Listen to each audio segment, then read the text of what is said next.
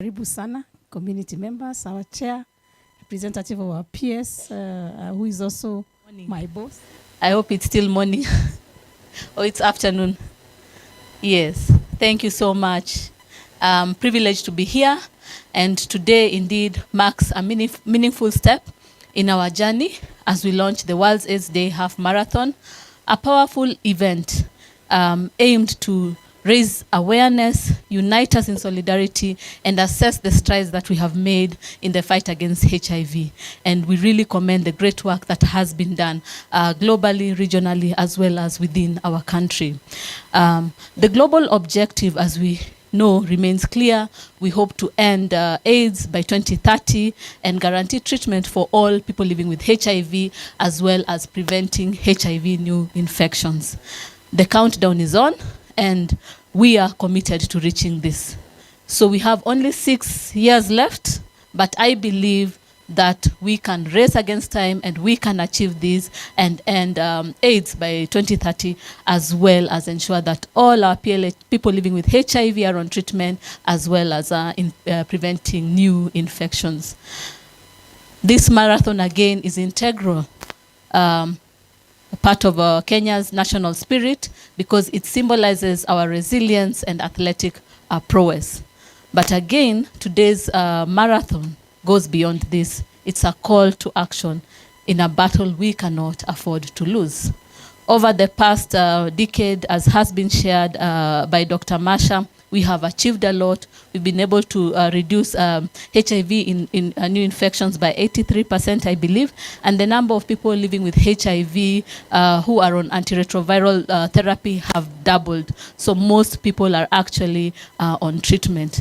As well as AIDS-related deaths have gradually dropped by 65%, from more than 58,000 to more than 58,446 to 20,480 in 2023.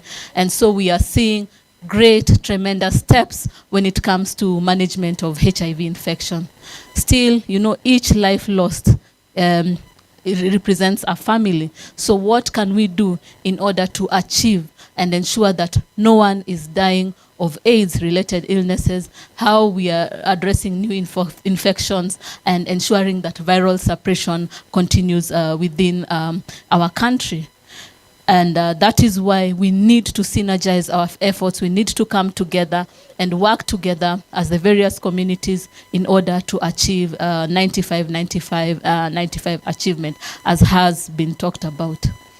Equally, we take note of the viral suppression that 97% of Kenyans who are people living with HIV have been reached, but we need to ensure all are actually on treatment. As has been shared, great challenges have been seen, and especially in children, adolescents, and young people. Adolescents, especially the young girls, we see that they face the triple threat: HIV infection, early pregnancies, and exposure to sexual and gender-based violence.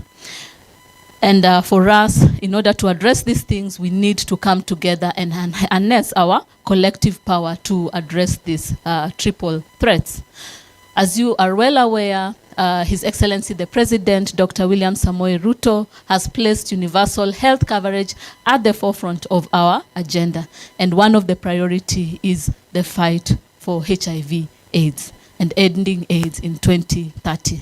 That has been incorporated within our strategy, and we look towards working together with the various teams and various communities to achieve this.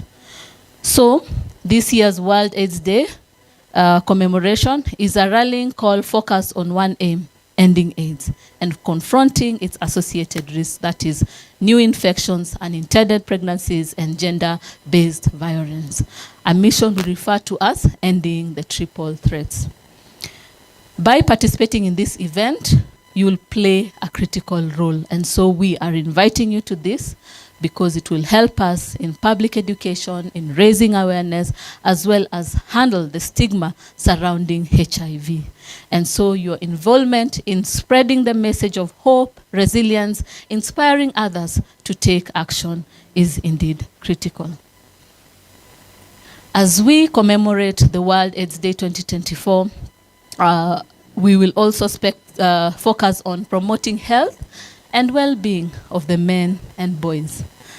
I like what our colleague talked about. The father, the male figure is actually the sole breadwinner, is the head of the house. And while looking for food for the house, they may forget themselves. And so how do we ensure that there's improved accessibility for the men and the boys in terms of care, HIV care and other treatments that they may require? And equally, as has been talked with Dr. Marsha, the issue of boys also needs to be addressed. I like what she talked about substance abuse. As you know, I'm really passionate about mental health awareness in the country. And what we see is once someone is into substance abuse, what happens? There's a downward spiral. Everyone forgets about them and the various homes that they attend, as Dr. Marsha has talked about. So how do we ensure that they are rehabilitated and well aligned?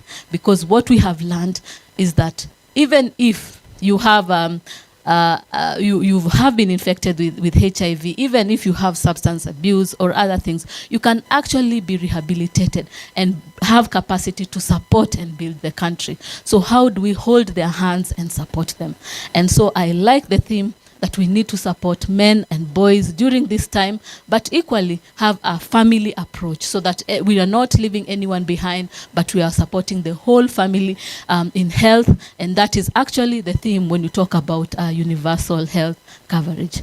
So as we approach this event, I urge everyone, regardless of your age, your background, to join us for the World AIDS Day Half Marathon on the 1st of December 2024. In Nairobi. And this marathon is more than a race. It's a symbol of our commitment to ending AIDS. Let us unite in purpose and show the world that Kenya is determined to leave no one behind in this fight. So thank you, and I look forward to seeing you at the starting line.